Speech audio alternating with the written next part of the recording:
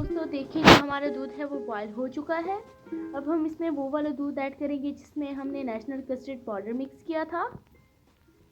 अब हम इसमें ये डाल देंगे और चम्मच चलाएंगे और चम्मच को चलाएंगे।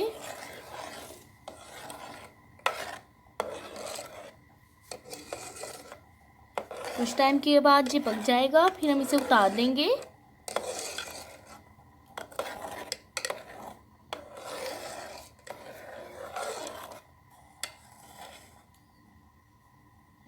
जी तो देखिए, हमारी जो कस्टर्ड है वो गाढ़ी होना शुरू हो रही है, तो तकरीबन गाढ़ी हो चुकी है। अब हम इसे उतार देंगे और कुछ टाइम के लिए ऐसे ही छोड़ देंगे। जब ये ठंडी हो जाएगी तो हम इसे एक बाउल में डालेंगे। जी तो दोस्तों, हमारी जो कस्टर्ड है वो ठंडी हो चुकी है।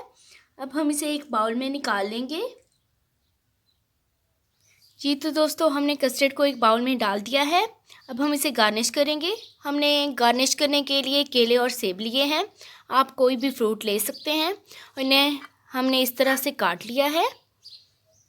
अब हम इसे गार्निश करेंगे इस तरह से ऊपर रखते जाएंगे।